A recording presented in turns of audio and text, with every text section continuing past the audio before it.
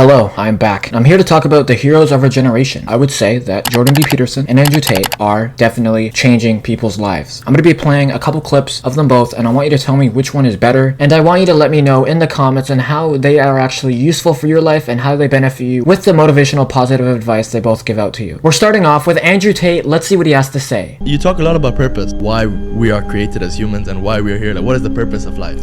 Why have we been given life? I think we're here to struggle and to learn. I don't think we're here to be happy. That's why when we keep going back to the happy argument, I've always found that kind of frustrating and annoying. Yeah. When someone goes, "Oh, but I want to be happy." Why? Why do you want to sit there and laugh like you were happy your entire childhood? That's your happy days. You're allowed to be happy as a kid. It's all over now, right? You're a man. You have responsibilities. I think we're here to do important things, and important things are going to be difficult, and they're going to be hard, and you're going to get frustrated. But that's what gives you purpose. I think we're here to struggle. I think we're here to endure pain. I think we're here to just see how hard we are to kill. I think that going through terrible things and living through them and coming out the other side is one of the most fantastic things about being human. I think that it's almost like once you understand what life is really about, there's no emotion which isn't enjoyable. The only emotional state which can be seen as detrimental is feeling nothing at all. But if you're sitting at home and you're feeling truly heartbroken, at least you're feeling something, right? And I think that's the whole part of being human. I think we're here to struggle. I think we're here to go through pain. I wake up each day and go, what can I attack? What problem can I solve? And look at history. Why did Genghis Khan wake up and want to conquer the whole world? Why did Napoleon conquer the world? Why did Alexander the Great conquer the world? Just wake up and just say, give me this, give me that. I want all of it. Yeah. There's an army there. They're really big. We're better. It's intrinsic. You need to go and conquer. That's the purpose of life. Do you believe that God created us? So why did God create us to struggle? Because if you don't struggle, you don't learn. God created us to learn and understand ourselves and understand other people and understand the world. And what did I say earlier? I said that you don't learn a lesson without pain. So you have to struggle to learn anything. There's only two ways to learn things, the hard way or the harder way. If you're smart, you can learn the hard way. But in my experience, 99% of the planet only learn the hardest possible way. If you want to feel happy inside of yourself and you want to feel content and you want to feel stable inside of yourself, you need to live true to God. And I'm not saying you can't drink a little bit of alcohol or not party or not have a little bit of fun, but you have to be a good person. I don't believe in the societal paradigms in which they have tried to construct this idea of happiness. I don't believe or subscribe to the way that happy and sad is currently understood by the masses of the population. I think if you are anything less than absolutely distraught, you are happy. You're a version of happy. It's like saying gray is a version of black, right? No matter how light the gray is, you can still call it a version of black. And unless you've gone through an event, which hopefully doesn't happen too often, like the passing of a family member or something that's truly destructive and detrimental to your mindset, besides these events, which hopefully only happen a few times in your life, you should be happy. If you're not crying or paralyzed in silence due to the absolute magnitude of a detrimental circumstance or the absolute magnitude of a negative event, then you are a version of happy. So I am always happy is the short answer. I don't believe in not being happy. I don't believe in not saying to myself I'm happy. I'm always a version of happy. And this idea of chasing happiness and always being concerned and preoccupied with how happy you are is actually the biggest mistake that a lot of people make, I think, in the world today.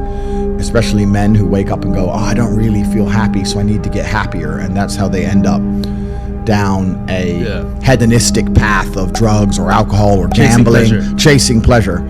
I don't care how I feel.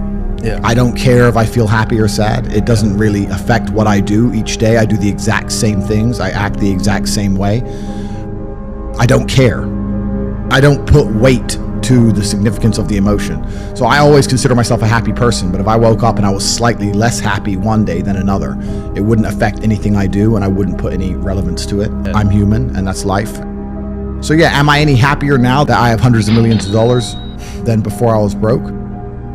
Not really, but I was never unhappy. I'm the same state that I was then, that I am now. I have work to do and I will do it. It's as simple as that.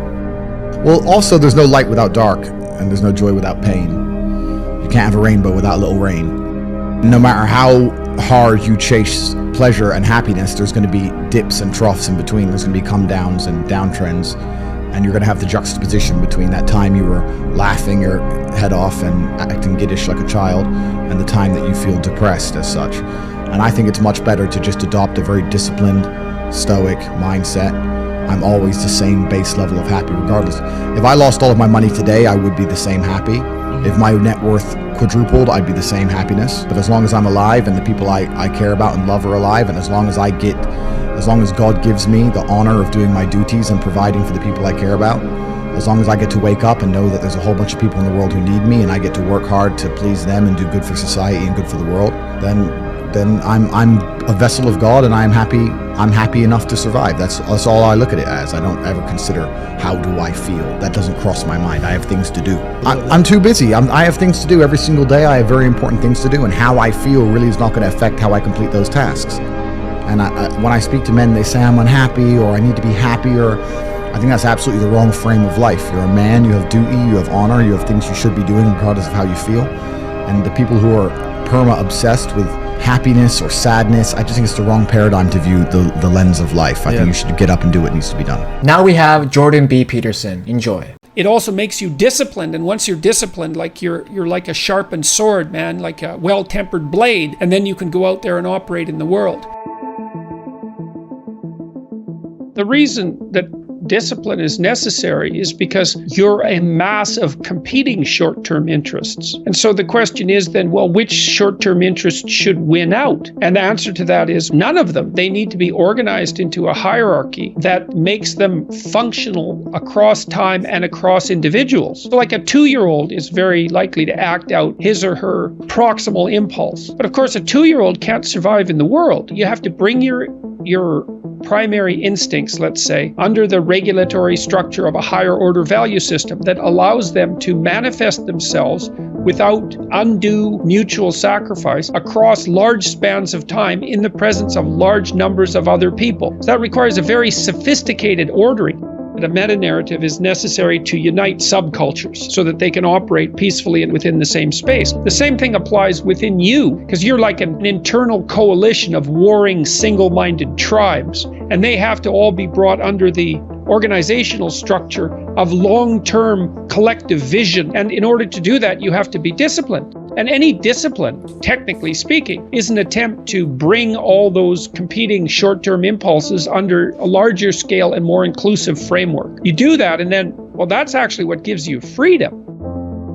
If you're going to mess around with very complicated and dangerous matters, you should really put your life together. We also know that the higher your conscientiousness, the lower your neuroticism. Conscientiousness does seem to keep neuroticism in check. And so I would say, and have said this to many people, clean your room, organize your life, get a routine, get up every day at the same time, go to bed at the same time, establish disciplined habits. I hope you guys enjoyed this motivation. Hopefully it inspired you to do better in life. Peace out, guys.